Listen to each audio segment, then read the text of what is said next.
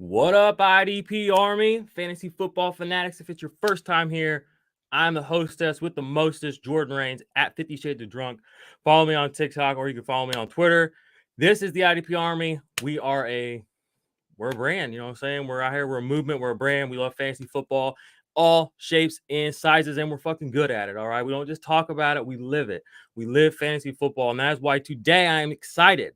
This show is going to be awesome, talking about how we, the IDP Army, we made it. We made it to the Big Dog Bash. We are one of the top 2 teams in the whole world going to New York this weekend for New Year's Eve in NYC, going to be watching Week 17 fantasy football at the BDGE headquarters in New York City, downtown Manhattan, wherever they're at.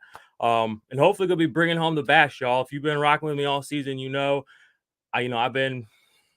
I've been into it. I said, this is an opportunity to prove that we don't just talk about fantasy football around here. That's not good enough. Being right isn't good enough. We want to win. We want to go out there. We want to compete. We want people to know who we are. We want people to know that our brand stands for and represents winning culture, not just playing fantasy football, but actually going after the top prize. So I will be there representing us. I thank you so much, everybody who supported me all season. Thank you, everyone who watched the videos, the mock drafts, all that good stuff. And I'm going to go through the team, break it down a little bit, and just talk a little bit about the experience overall, where the IDP Army, our brand, our company is right now, the landscape of fantasy football, et cetera, et cetera. And just going to have a nice show. You know what I'm saying? We're not going to dig into the meat and potatoes of who are we going to start today or, fantasy stuff necessarily, more about fantasy culture and how we are trying to change that. So go ahead and start there. For the culture. All right. That is kind of that's our mantra going forward, IDP Army. Not that we're looking away from mostly IDP all fantasy football, because that still is what we represent. But we want people to go back to what they remember when they first got into fantasy football. What does that mean to you? What is the culture of fantasy football? And it's something I've been thinking about a lot over the last year and a half, as I've watched this thing that I love and am so passionate about change, adapt, evolve, metamorph into something different, something new. And I think that, not that I don't still love it, but what I fell in love with, we're getting a little further away from. And I just want to bring us, the IDP Army, back to that culture of what fantasy football is, the tradition of having a league that you play in every year. None of this, max enter, 800,000 league stuff. The fellowship, getting to know the guys and gals in your league, knowing their journey, how they got there year over year, their ups, their downs, the competition. We actually want to win. We aren't just playing to be involved. You know what I'm saying? And we don't apologize for beating people. You know what I'm saying? We win. That we want to set an example of how to play fantasy. That is a huge part of it, and having a winning culture. Hope, resilience, disrespect. I said disrespect. I mean, so many people are so soft and everything's my opinion, how I feel. The nature of competition is that it's pushing against the best that there is. And with that, there's going to be a level of respect or disrespect to try to get you there mentally. You know what I'm saying? We are about that culture. Go watch the league. Remember that first league you were in. Think about your favorite league. What does it have in common? The culture of fantasy football in that league exists.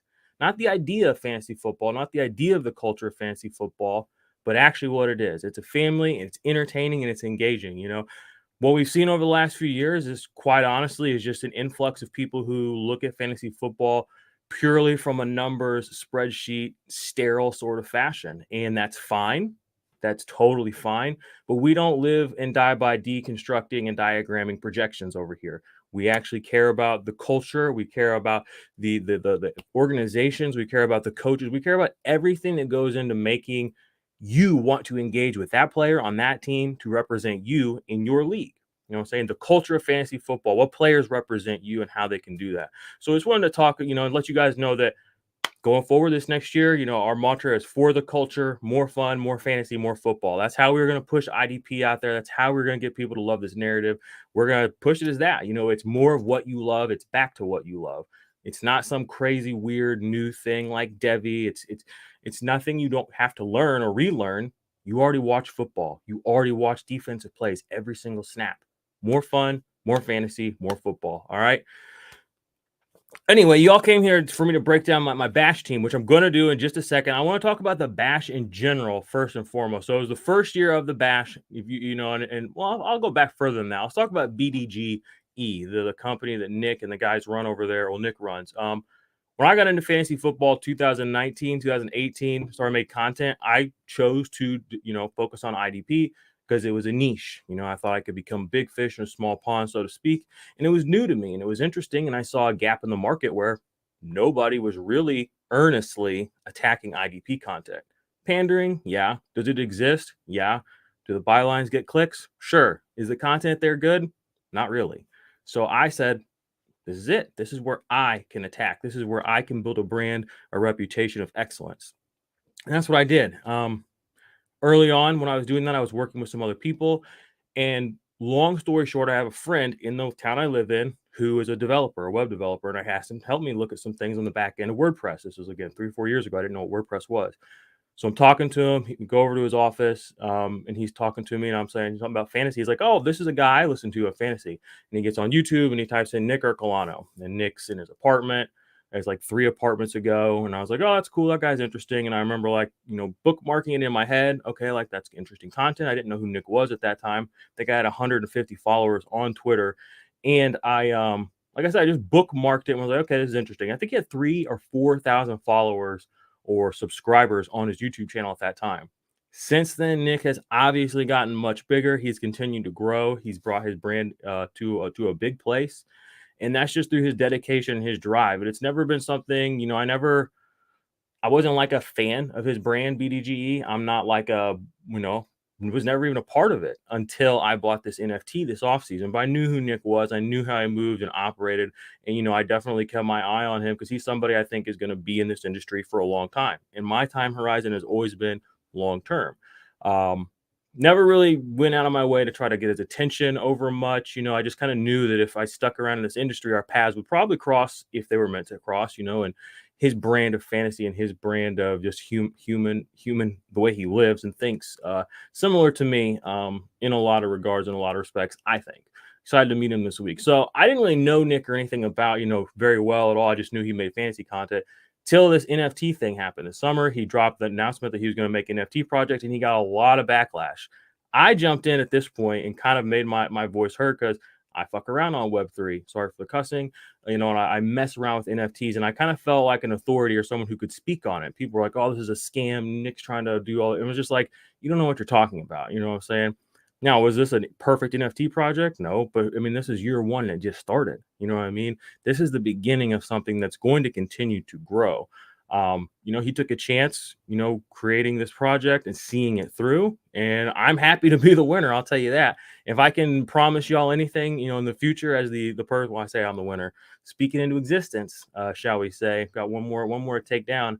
But I want this to continue to continue to provide opportunities for people to grow and engage in the sport of fantasy football and meet cool people. I was in a league with Snapback Jack, Jack Settleman.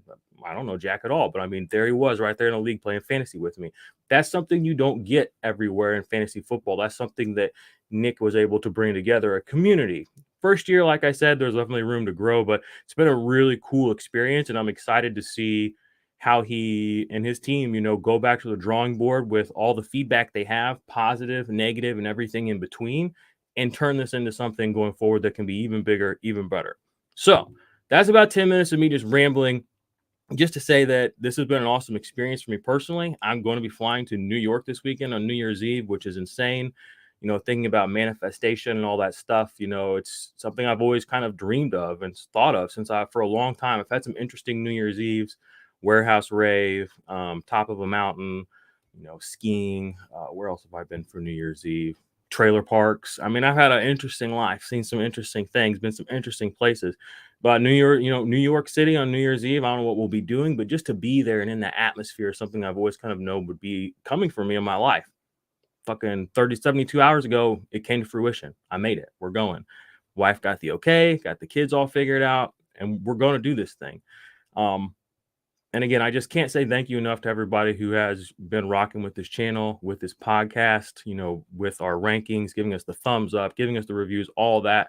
Like I truly believe I'm one of the best people at Fantasy Football Content and playing fantasy football. Now, I know I'm not necessarily everybody's flavor of the week, but at the end of the day, if you really want to win and if you want the best that there is, I think that we're going to continue to grow organically and bring more people in. And this is just huge for us, in my opinion, our brand, to just kind of show people like an IDP person just won like the biggest, most prestigious single entry, single elimination tournament that exists in fantasy football. Some of the biggest names in the industry were in this league. We got to take them down. So, thoughts and prayers as we go into that this week. Let's take a look at the lineup that I put together and drafted. And you'll notice something with this lineup. Again, a lot of these players weren't popular. You know what I mean? They're not players that a lot of people hyped up. They're not players that a lot of people would have drafted in that spot that I took them. The easiest way to get an edge in your fantasy football leagues, I'll say this until the cows come home, is to one, the most important is be aware of market inefficiencies. What does that mean? That means know what's being said and how what's being said is affecting overall value compared to actual return on value. We'll get into all that later on in the offseason, talking dynasty values and all that. But finding market inefficiencies over the last few years is one of my favorite things to do in every draft. I love, anytime that something becomes contrarian, look into it, because a lot of times people don't actually do their own research. You know what I'm saying? And that's kind of where I've found my edge and exploited in this narrative world that we built. So let's look at this team that's going all the way. I'll take this little thing off here. Going all the way. I hope we pull it off. Starts tonight. We do get CeeDee Lamb tonight. And you'll see there are a few players that there are a few players that overlap, but Josh Jacobs, a player that every person in fantasy football who has any level of clout said don't draft this year. Drafted him. Didn't just draft him, drafted him pretty high too. I'll pull that up here for us in a second. I think I drafted him in the 4th round, 5th round. It was somewhere where, I would have been probably laughed at. 501. You know what I mean? That would have been a contrarian pick when I made it. But I made that pick, you know what I mean? Because I could see past that.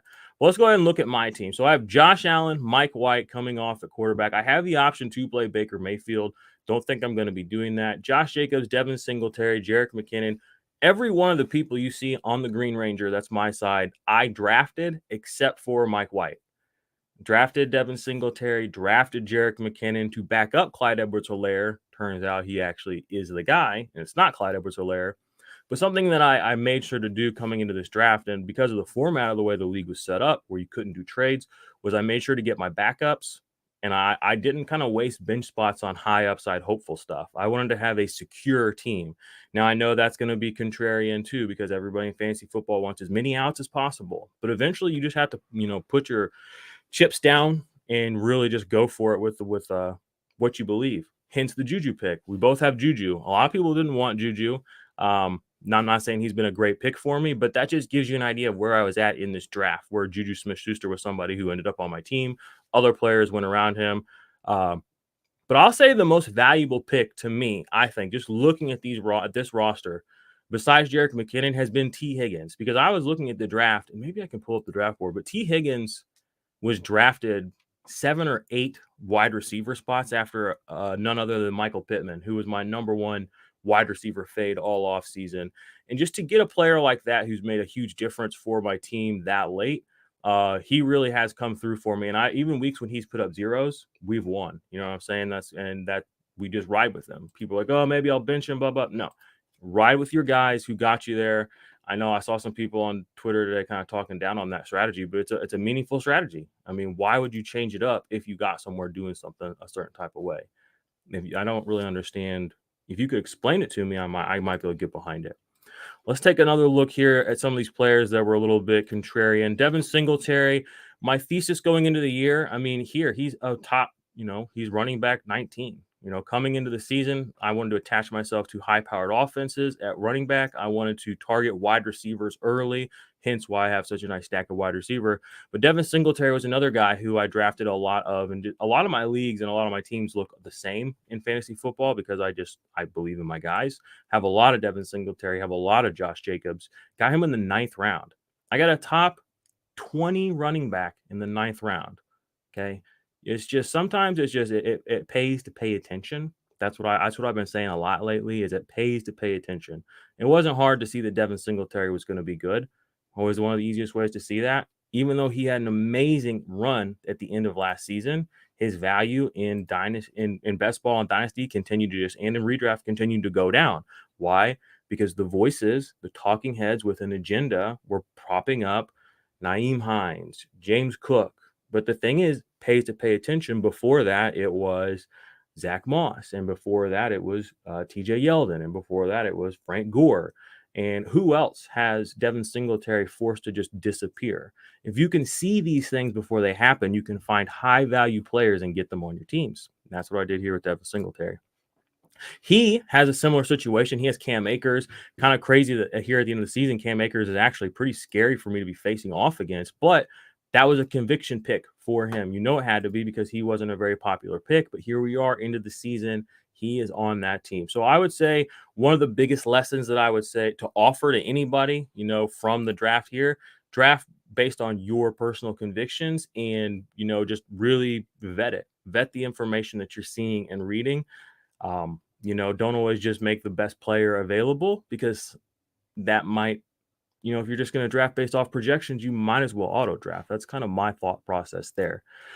So let's see here. So the projections, I thought there was projections on this. I think there's another sheet if you hop into the Discord that has the projections on it, but I think I'm projected to win by just a little bit. George Kittle, another one of my other great value picks. You know, people were taking Mark Andrews and Kyle Pitts in like the second and third round of this draft. And it just, again, it was not really justified. It was a market inefficiency. I got George Kittle in the 7th round. You know, he's tied in 4 here at the end of the season. He's been hot. And it's like, who cares if it's at the end of the season? Because most of the time your tight ends are letting you down anyway during the season. It's about the fact that he can win you weeks. Not that he does all the time, but he actually presents reachable upside that some of these other streaming tight ends just don't. So I'm really happy with that George Kittle pick as well. Got a few questions coming in from the chat. What's up? What's up? Good to see you, Tarzan X, my guy. It's been awesome. Keep up the great work. Yeah, and again, it's been all of us, you know, to get here. I've got an IDP question in here. Hey, do me a favor, Derek. Go down and join the Discord in the comments and throw that into the main general chat, and we'll answer that for you. So, if anyone has any, you know, questions or comments about the trip, what we got going on, you know, please hit me up. I'm gonna be vlogging or, you know, kind of keeping track of it on the channel, on the TikTok, YouTube Shorts. We'll be utilizing those things of that nature. But I want you guys to see the trip to New York. You know, live a little bit vicariously through me if you must. And hopefully we'll be able to take it down. Hopefully we'll make some cool content with Nick, talk to him a little bit about, you know, just fantasy football. You know, like we really are about this. We really are in it to win it. And, you know, to be able to fight to get in a position to be in a room with him and some of these people. And, you know, again, like I said in my videos, you can check out the channel's the playlist for the BDGE. You know, we paid the iron price. You know, I didn't get an influencer NFT. I didn't get a free pass. You know, I put our money in there because I said this is it. You know, I really believe that we're going to win. I believe I've got what it takes. One more week, we'll see if I can actually pull it off. So let's kind of transition away from that for just a moment. And again, if you have any questions about that, any comments at all, please let me know. But I want to talk a little bit about the NFL draft and the Senior Bowl. We are going down to the Senior Bowl. That's already set up.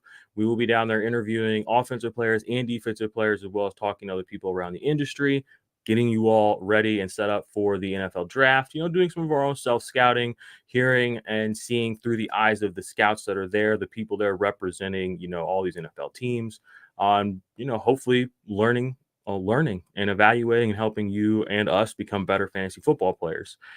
So keep an eye out for, you know, content around that. We'll keep you updated. If there's any players in particular you want to, you know, that maybe are from your region or a, you know, alum of your school that's a small school you think we should keep an eye on, we would love to hear that information. You know, like that's the kind of gold nuggets that really can set you apart in fantasy football, getting in early before those market inefficiencies start to correct themselves in the opposite direction. So leave a comment, shout out to us in the Discord or on Twitter.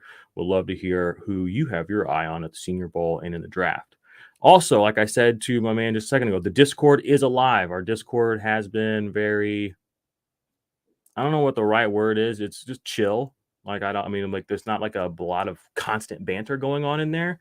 There could be though, and if you all, I want that to kind of be a hub for conversation and conflict if it has to be like that. But I would love to hear differing opinions.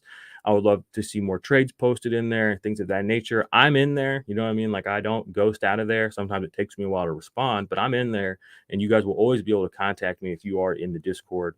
If I'm not there, Mace is there, Billy's there, Bomber's there. I mean, these are extremely intelligent IDP people and fantasy football people. So we're a resource for you all here these last few weeks. Do not be afraid to hit us up. And if you're in drafts too, or looking at trades, just anything, we will give you feedback. We would love to do that. We would love to help you win. Next thing going to talk about is reviews. If you could leave us a review for this podcast, I would really appreciate it. I know I don't really ask for that often. Well, I kind of do, but I don't really ask in earnest. We haven't had a review in a while, probably about 4 or 5 months. We get a few stars every now and then. Would love to read a review on the show so that, people on the podcast, have something to hear from, you all out there. So if you want to do that, we'd appreciate it. And you might be entered in a little giveaway. We do have some merch that giveaways are going to be a much bigger part of our 2023 sort of overall engagement with the community. We want to give you guys more merch. We want to give you guys more chances to be in leagues with us. We want to give you guys money. I mean, we want you guys to experience the fun of fantasy football and the camaraderie of what we have here at the IDP Army. So I'm going to be putting a lot more effort into that, kind of, dialoguing with you all. And let me know, what kind of contests, giveaways, things you guys would like to see in the off season that can kind of keep us all engaged. Would love to hear all of your comments and feedback on that. Okay. Next, quickly, this is a bullet point that I wanted to talk about. And again, this is opening with a bash, but this show is more fantasy football, the culture of fantasy football, the fantasy sports industry. This is what I spend my life talking about, my time thinking about. I wake up in the middle of the night in cold sweats, thinking, oh my gosh, did I drop so-and-so? I forgot, I live like that. So do some of you, I'm sure. The fantasy industry is interesting because we have these set cycles. And, if you have the off season, you have the season, you have the 17 weeks that you play fantasy football, and then you have every other week not around that where you're leading up to those actually happening. And it's a repetitive cycle. I don't know if anyone out there is biblical, Song of Solomon, nothing new under the sun. These things are cyclical, and the fantasy industry is no different. You can already see certain things happening, and we are with that flow. We cover it all. We have draft content. And you'll see more of that coming. But what you're going to see here in the next few weeks, and I just, want to talk through this and talk with you all and just have it on record, but we're going to see turnover. We always see turnover in the fantasy industry, fantasy sports industry. And as the creator economy as a whole general sort of thing is becoming more robust, more well understood, more leveraged, I think some people in the fantasy industry are starting to realize that they're leaving maybe not money on the table now in the short term, but in the long term, they're kind of hamstringing themselves, funneling their audience to somebody else.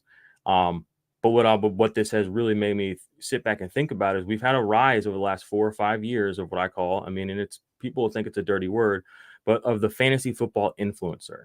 No longer the experts, no longer the analysts or the writers. They're influencers. They're people who shoot out bylines. They have hot takes. They have memes, and there's nothing wrong with this. It's still content. It's still, useful and valuable, entertaining and engaging. But it's not the same as expert analysis. It's not the same as somebody who's really pouring their heart and soul into it in a certain type of way. You have to be mindful: is the content I'm consuming here to keep me here? Is it here to get me to buy something further on down this scroll, or is it here to actually equip me to win my fantasy leagues? Okay. Influencers have a purpose. It's to bring people to a place to make a purchase or to have attention. It's attention aggregation. And it's really interesting over the last few years to see the people who have kind of gone that route. People that have been on this channel, Jake Trowbridge, he was somebody that was kind of an analyst, and he's kind of become more that influencer now. Matthew Berry's fantasy life, he's singing, he's dancing, he's, I don't really know what he's up to anymore. Ian Harditz, where it's just deconstructing, the PFF grades and then throwing out a hot take line so that the guy in the social media department can throw it up across everything. That's influence. That's bringing people to your site.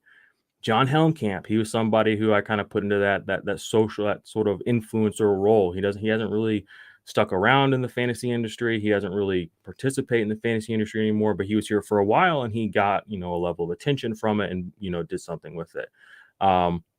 Stompy, love him. St. Louis, he was kind of one of the first ones with the Lamar Jackson take, with the wearing the singlet after the Scott Fish Bowl, the influencer. He comes in, he gets big, but he's gone now. You know what I mean? There's a lot of people in the fantasy football industry that have come and gone. They come in.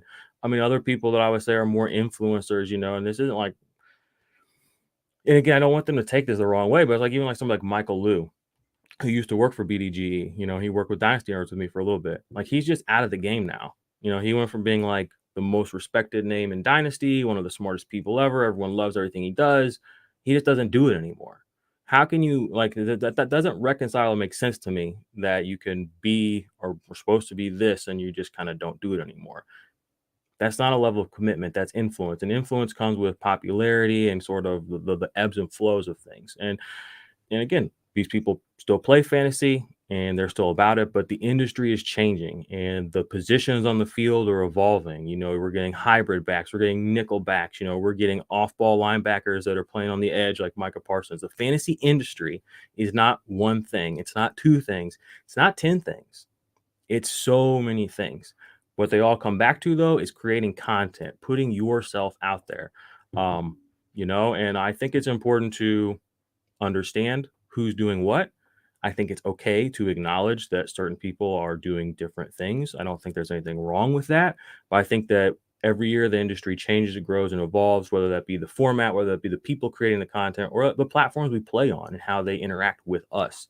The rise of Sleeper over the last 2.5, 3 years. There was a time when Sleeper was not it. I was here when Sleeper wasn't it. There's a reason IDP 123 is the default scoring on Sleeper. Because before they were it, I gave a fuck and I hit them up. Everybody was on MFL's dick still, ESPN's dick still. So, we like to be ahead of the curve, and that's what our more fantasy, more football, more fun for the culture. That's what we're about this year. So wanted to talk about, that, and that's fine, and you'll see some of our content be a little more influency, you know what I mean? Maybe some hot takes. Maybe you've seen some of our shorts. I'm not giving fantasy advice on shorts. No, that's attention aggregation.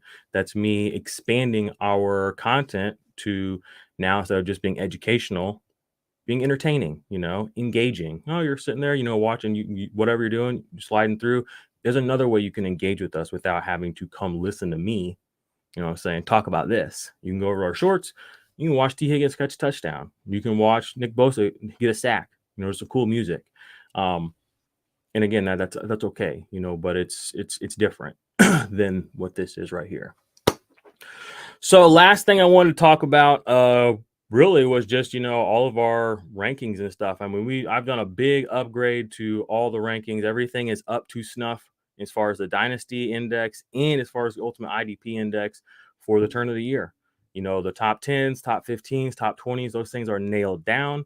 We've got comments in there. Some of the other guys are adding little bylines to it. So go check those out if you are not already a part of the channel, a member of the channel. You should do that. Go ahead and all you gotta do is go down to the description. You can become a member very easily. I actually just built a new channel promo. I'm going to run real quick. Let's see how this goes.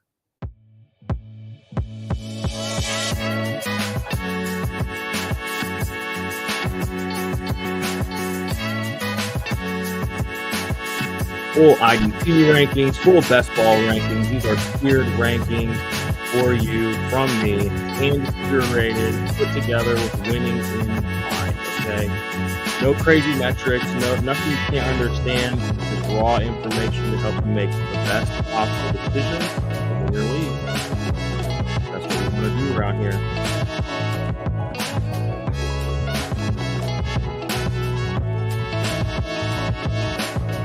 For the channel. What do y'all think? Any good? Now the talking part I was just doing ad-libbing over. I'm going to try to add an ad read to it later, but want to throw that out there, see what y'all thought. Anyway, like I said, though, we are the production value. Everything's going up, going up, going up, going up. including us. We're headed up to New York. Like I said, 48 hours from now. What is it, Thursday? Yeah, 48 hours from now, I will not be in New York, but I'll be close. Well, depending on when you're watching this. I'm going to take down the Bash, y'all. Like I said, we are the growth of this channel, the growth of this brand, my growth. Slow, that's fine. Steady, that's what we like. Okay, steady. Okay, and it's going the right direction. We with it ain't an accident. Okay, it ain't an accident that things have turned out the way they have. That we have been able to do some of the things that we've done. And 2023 is the year of IDP. Don't get it twisted.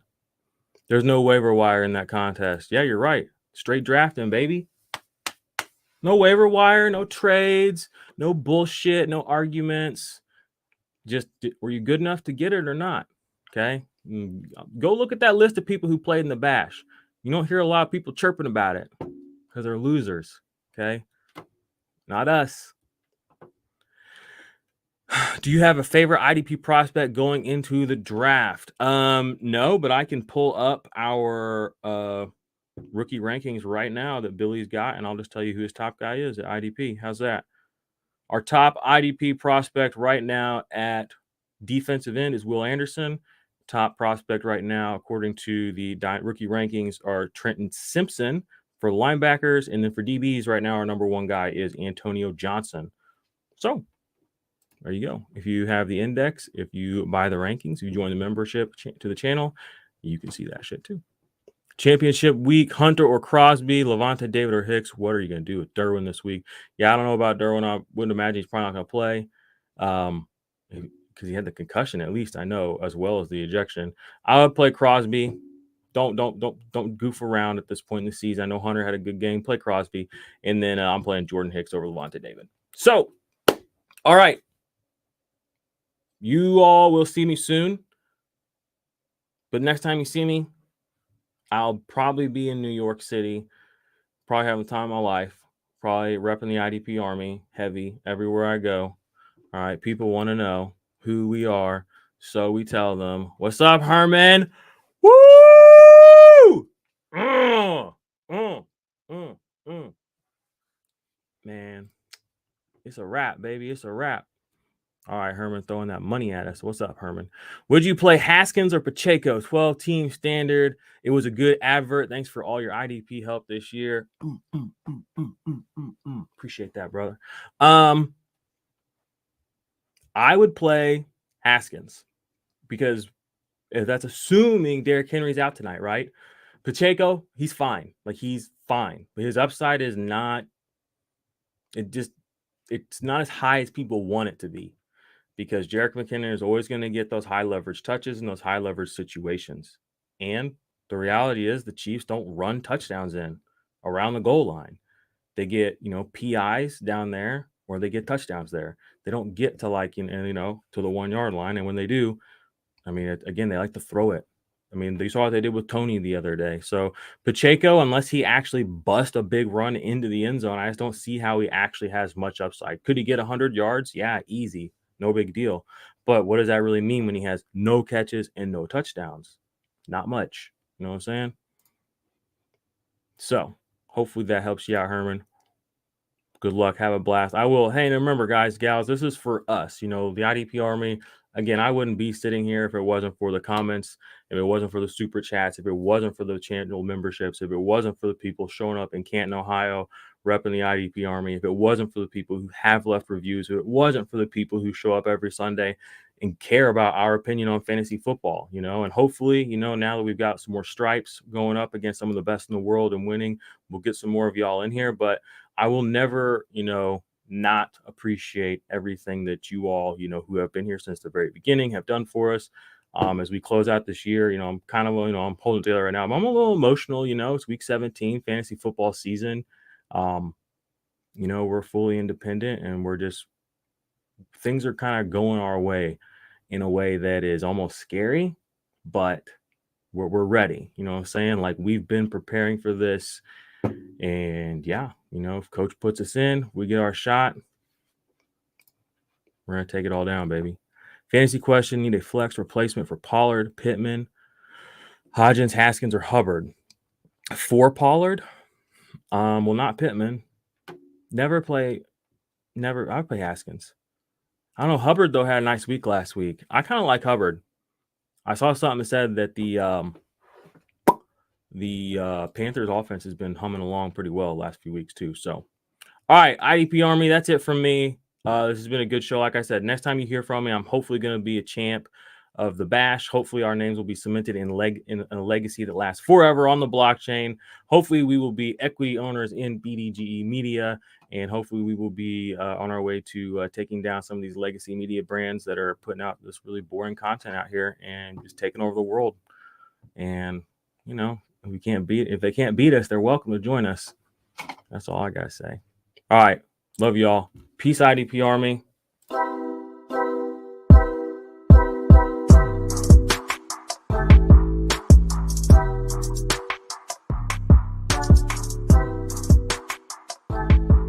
Let's fucking go!